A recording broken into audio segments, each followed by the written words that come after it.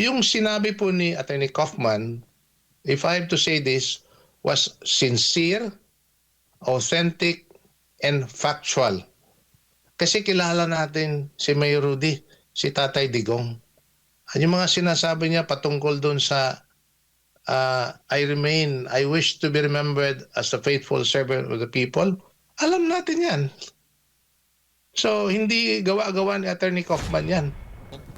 Kung hindi naman sapat yung ebidensya na pinakita during the confirmation of charges hearing, then the charges will be denied and the case will be dismissed and Mayor Rudy will be released from detention and brought home to the Philippines.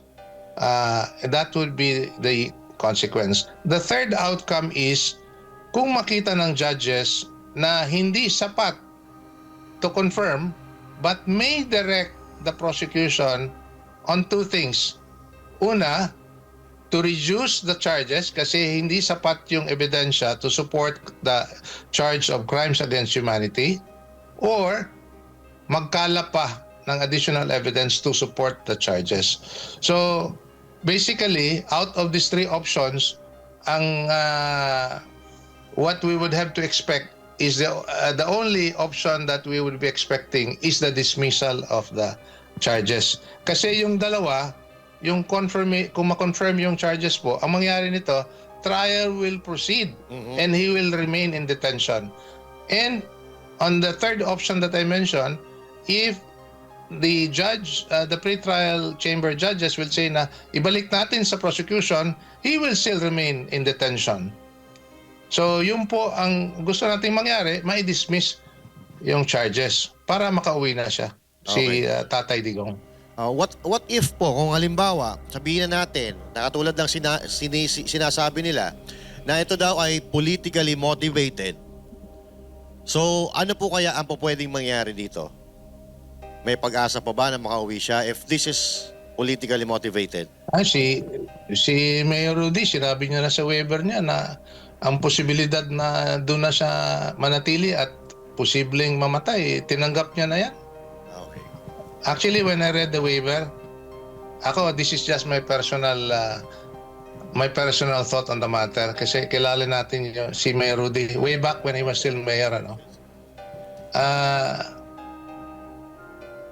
Ang ginawa niya ng waiver na yon, he was able to speak to the court and to the Filipino people yung damdamin niya. No? Kaysa sa confirmation of charges hearing, mga abogado lang magsasalita dyan. But he was given that chance to speak from his heart to the court and to the Filipino people. What does that mean? Sabi niya na, mukhang dito na ako, tinanggap ko na yung kapalaran ko na dito ako mamamatay. So, napaisip ako, that will make the ICC powerless from here on.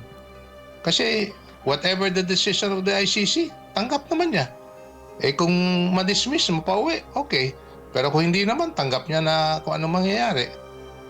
So, I like to say this, I'm not demeaning or disrespecting those who have died. No? But our focus here is on the suspect. By the way, tawag sa kanya, suspect pa kasi wala pang confirmation of the charges against him. So, that said, napangunahan niya yung ICC at yung mga umaatake sa kanya, natanggap niya na ang kanyang kapalaran. So, pero tuloy pa rin tayo sa paghahanap ng hustisya, sa paghahanap ng at patuloy yung pagdadasal at suporta kasi nakakarating sa kanya. Nakakarating talaga sa kanya yan. At that will give him more motivation and the will to live and to continue living despite his being frail, old, sickly. By the way, malamig ang lugar dito. Yan ang isang bagay na ayaw niya. Ayaw niya sa malamig na lugar. Pero nevertheless, he have gone through this for almost 1 year now. So hopefully, he will continue to fight his own fight because we are there behind him. And he knows that. Attorney, si Banat Bay po. What can you say to those people na nagsasabi na Attorney Kaufman is just using emotional argument doon sa kanyang closing remarks and mga pointers niya po? Okay, I like to be fair on that one, para klaruhin ko lang itong sasabihin ko. When the prosecution, especially yung dalawang Filipino lawyers, were saying that Mayor Rudy was a murderer, and they even went, as I've said earlier, bloodthirsty, Mini Duterte clones, which I really felt very insulted, and I'm sure a lot of you were. They were also saying that children were murdered across the country.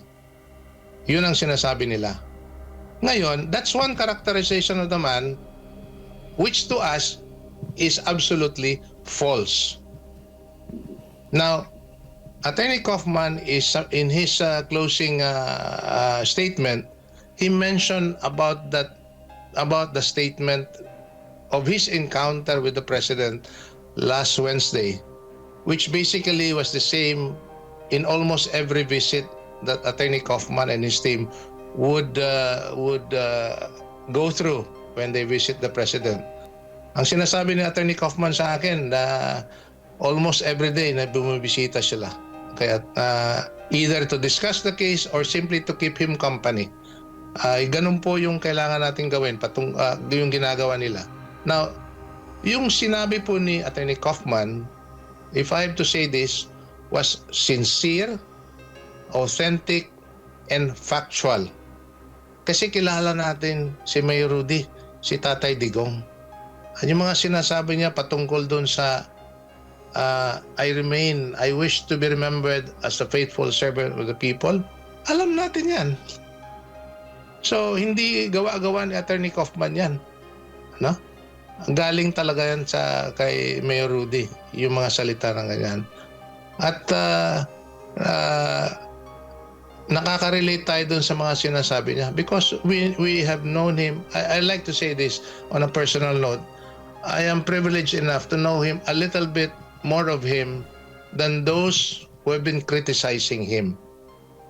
So, yun ang gusto kong sabihin sa lahat na totoo yung sinabi ni Attorney Kaufman. If it appeals to emotion, let it be that way. But I state for the record that it was authentic, it was factual, and sincere insofar as what we know of the President. Having said that, meron ng dalawang characterization ng tao before the judges. Ang sinasabi sa kabila, murderer, pumapatay ng mga bata. On the other side, a very compelling closing statement of Attorney Kaufman saying an entirely, completely different story about Mayor Rudy. So, yun po ang gusto kong sabihin. Even on a very level-headed manner,